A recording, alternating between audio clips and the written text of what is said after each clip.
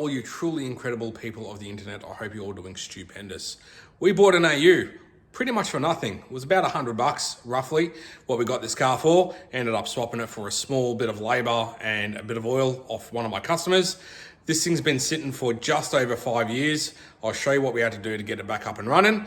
But what we're gonna do is we're gonna look over it. Hopefully it doesn't need too much because we wanna basically fix this thing up and flip it and try and fix it for as cheap as possible, but make it as good as we can for not a lot of money. Yeah, so let me show you what we've got going on. So we picked up this AU off a customer of mine. This thing had been sitting for just over 5 years. She said she put a battery in it, tried to get the thing running, and as soon as she turned the ignition on, it was making a funny sound in the car, so she didn't even bother trying to start it. I came around and had a look at it, and basically it sounds like the fan in the car is full of crud, because if you turn it on, you can hear all that crunching around, so it sounds like the fan is full of schmutz. We also knew that the radiator was leaking. She had a second-hand one that she never ended up fitting. So I basically bought the car for $100, essentially, fitted the second-hand radiator out at her place, got it running, put new coolant in it as well, and basically just drove it back here. And now we're going to give it a full check over to see what it needs. But before we do that, I should probably show you the car. So this is basically it. It's a Series 2 AU Fairmont, I believe. It's got some funky, genuine alloys on it. I believe they're genuine. It's got a knock in the front end, which I think are sway bar links. It's done 245,000 Ks. Interior in it is actually really good, surprisingly. Let's have a look in the old booters. It does have a bit of rust around the spoiler on the boot lid. This side's all right. That hasn't been opened for a while. It's making toilet into the boot. It's actually quite clean, honestly.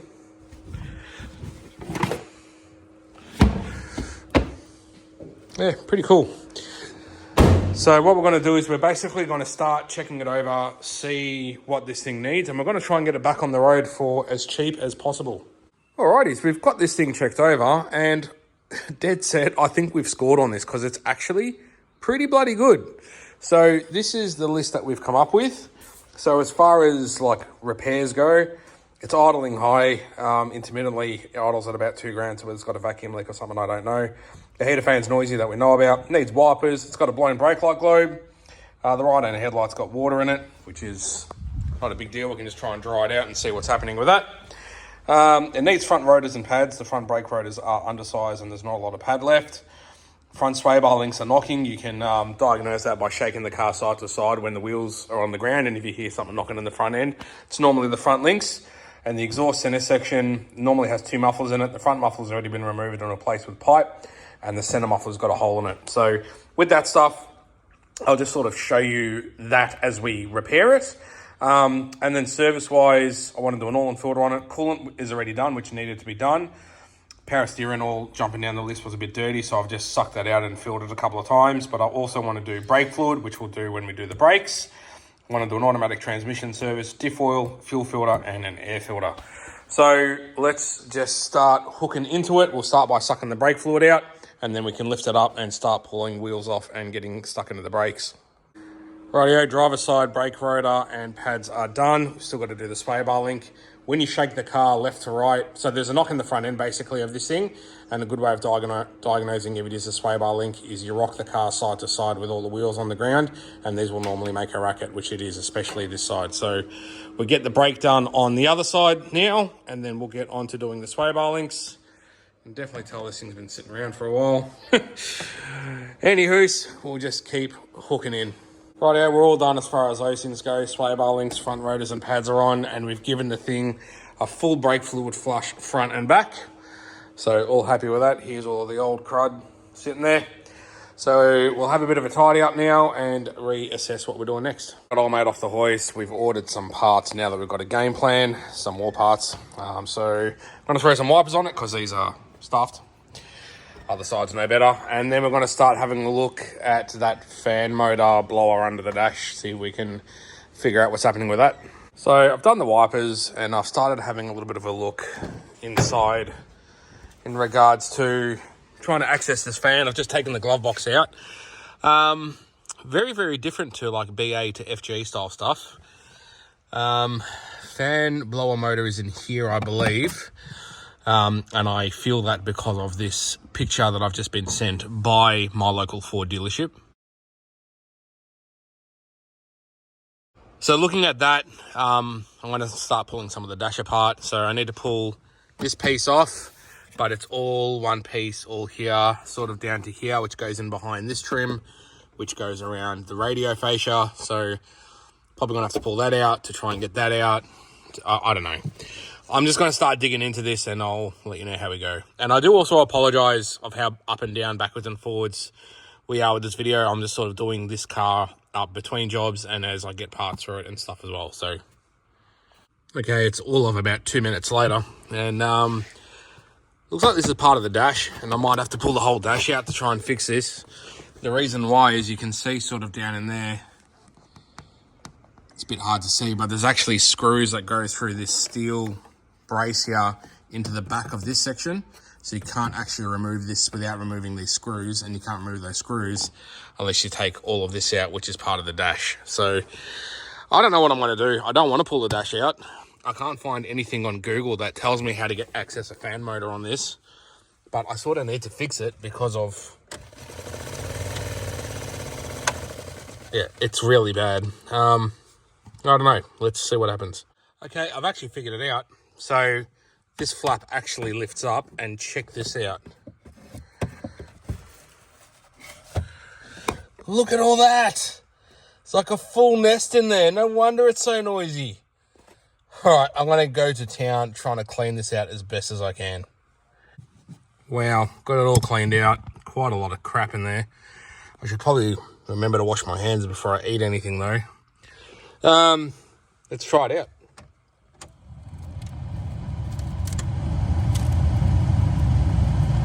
Well, that's a lot better. Awesome. Right, yeah, we're forward, I don't know, a couple of weeks. Last we were mucking around with it, we were doing the cleaning out the mouse nest from behind the dash, so that's all back together and working well. But today we're going to try and get this thing running and driving a bit better. And we're also going to, while it's up on the hoist, I want to show you guys like underneath it, because I've realized I haven't given you a good look underneath it and also what's going on. So what we're basically going to start with today is do an automatic transmission service on it. So we've got a Ryco transmission kit here. Obviously I've got oil in stock. So we're going to do that. We'll do diff oil as well while it's up. And we'll throw a fuel filter in it while we're underneath it, and then we'll drop it down and muck around with a couple of other things. So let's lift it up and I'll show you what's going on. Cool beans. So I didn't get to give you guys a good look under this thing the other day, so I'll just go through and do that now. However, I've just found a problem. So driving it from the side of the house back into here, it felt a bit weird, like something was dragging. And sure enough, this wheel rotates. We've done new brakes on this, as you saw earlier in the episode. However, this one, she locked up. So we have a sticky caliper. So I'm going to have to address that, and we'll have to pull this brake back apart to find out what is going on with that. So because the car has been sitting for a while, I'm not overly surprised by that. And if we've got to replace the caliper, we will. They're not that expensive. As you can see, the exhaust is supposed to have a small muffler here. That's been removed and replaced with pipe. Main muffler in the middle. It's rusted out. And it's full of rust, so that's no good. But the rest of it, honestly, like all the bushes and everything else in the car, we've looked over everything on this thing and it's all pretty good. So what we're going to start with right now, like even the axles, there's no leaks. These are common for axle seal leaks. Either that or it's got no diff oil in it. But we're going to start with an auto trans service. So what I like to do, you have a fill plug up there on the side, which is your fill and check plug. I like to crack that and then suck out as much fluid as I can. So then when we pull the pan off, we make as little mess as possible. So we'll start with that, get that sucking out, and while that's sucking out, we'll start draining the diff. Got the transmission oil sucked out as much as we can. Not a heck of a lot came out of it though. It was also low because when I cracked the fill plug, which is supposed to fill up with the engine running, nothing came out. So that was low, and got the diff oil draining, which actually doesn't look too bad. It's got a bit of color in it, but we'll go through and change it anyway. So we'll let that drain. We'll get this pan off, get the filter off, get everything cleaned up, and start getting it better. Distracted because a mate rocked up to see me. So anyway, diff in that time, diff finished raining, so going to fill the diff up now. These things normally run 80 W90 gear oil. I like to step it up to 85 140. If you want to put 80-90 in yours, go for it. You don't have to do what I do. So I'm going to fill the diff now, and then we'll get on to the auto. Okey-dokey, got the new trans filter on. Old trans filter is sitting there. Got the pan cleaned out. There wasn't any bits of metallic or anything like that in the pan, so that's good. New gasket is on. I've poured in a bottle of the Lucas Transfix into the pan, so it's easier to get the additive in rather than getting it in through the fill plug. I do this whenever I do a Falcon or a Commodore transmission service. I always use this, even if there isn't an issue. It's good preventative maintenance. So now we're going to bang that on there using Penrite ATF FS transmission oil. We'll fill the auto through the fill plug till it comes out the fill plug. Then we'll drop the car down, start it up in neutral, lift it back up, keep filling until it comes out the fill plug, put the fill plug in, drop the car down, shut it off, keep going on to the next thing. Awesome sauce, transmission is all done and finalized. Obviously we've done the diff as well. So next up we are going to knock out this crusty fuel filter and get a new one on there. New fuel filter is on, happy days. And through the magic of internet, we also have a brand new brake caliper on the right hand front. So old mate parts bloke in the town actually had a right hand front brake caliper in stock for an AU. Unbelievable. So now that turns, so happy days. We'll bang that wheel on, we'll drop it down, and I'll show you what we're going to do from the top. Alrighty, the next thing we're going to do is have a bit of a look at the intake side of things on this, because this thing does have a high idle. Have you guys even heard this thing run? Don't know. So right now it's idling, it's only at about 12 or 1300, but once it gets up to temperature, it's idling at about 2100. When I had the glove box out and I was having a look at that heater fan motor, there is a vacuum control plug under there that's got engine vacuum going to it to control the direction of the fan, whether you want it on like windscreen or face or feet. That switch doesn't work. It's on windscreen all the time, and while I had it all apart, I started the car. Should probably turn it off so you can hear me talk a bit better. I started the car and had a bit of a look, and there's actually no vacuum at that plug. So I do reckon this thing does have a vacuum leak. So what we're going to do is we're going to take the air box lid off and the intake pipe off, have a look at the air filter. We'll give the throttle body a clean and just see if we can see any obvious vacuum leaks. Intake is all off. Air box is full of dead spiders, as is the old air filter, which isn't very good. I've just picked up a Westville air filter. It's what I could get in a hurry, so it's going to be good enough. Throttle body is rank, so we'll go through and give that a good clean out, but I don't think that's our high idle cause. I do think that it does have a vacuum leak somewhere, but I've just had a bit of a look at all like the vacuum lines that go, so the vac supply line, which is that one there, you can tell because it says vac supply on it. That's what goes down in behind the dash. I can't see any obvious signs of holes or anything on that, so we'll just give the throttle body clean, get all this back together, and we'll have to have a bit more investigating on what's going on with the high idle / possible most likely vacuum leak. Moving on to our idle issue, we're back on this thing. I've pulled the washer bottle out and the intake back off, and there was another mouse nest up in here. And inside here, all of these vacuum lines and stuff have all been chewed. So when I was saying, like, this thing here is not connected to anything either, down there, bit hard to see it there. So when I was saying it sounded like I had a vacuum leak, that's why. So we'll get all this cleaned up, get everything reconnected, and then we'll try it. Got our vacuum lines sorted out and replaced some rubber sections and stuff. Everything's all connected again. We'll put it all back together and see how it runs. Got it back together, fired it up, and it seems to be running better. Obviously there's no vacuum leaks, but it is still idling really high.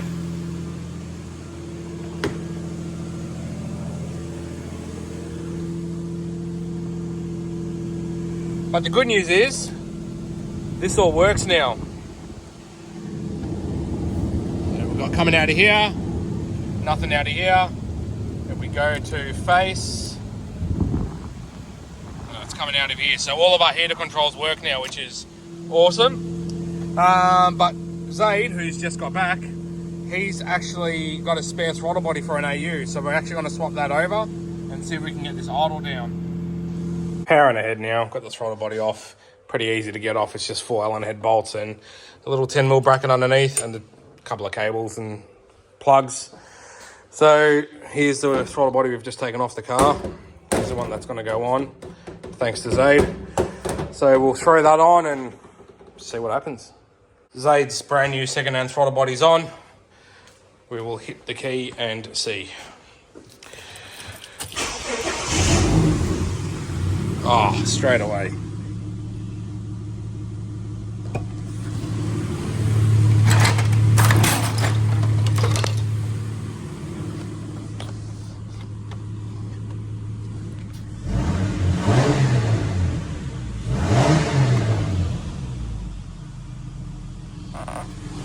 Thank you, Zaid. All right, now we can get on to fixing other stuff. So all that's left now is to change this exhaust center section, which we have a new one for, which is sitting right there. These are actually pretty cheap. Even got a new clamp and a new gasket, and then we're going to do oil and oil filter. Get this crusty old filter off, get some fresh oil in it, and then this thing is getting pretty close to being done. New oil filter on, oil is draining, yuck. Old exhaust is off. Got that all cleaned up. Today's just giving the tailpipe a bit of a clean and then we can bang the new one on. Under car is all done. Got our new exhaust on, looking all good. Oil is drained, some plugs in. We'll drop it down and throw some oil in it. Oil. New oil in. See how she sounds with the new exhaust, or doesn't sound. Doesn't sound like a bag of farts anymore. Awesome. Had to do the obligatory grow test and almost hit a bird. Yeah, this thing drives bloody brilliant. That's going to do it for this episode on this Nugget AU. All we've got to do is dry that headlight, and as far as I'm concerned, this thing's ready to go for roadworthy, so we can put it up for sale and then send it off to its new home. Thank you so much for watching. Hope you enjoyed this episode. Please remember to like and subscribe if you want to see more content like this, or even other stuff that's very different to this. Check out my channel to see what else we get up to. And until I see you in the next video, be good to yourselves and each other.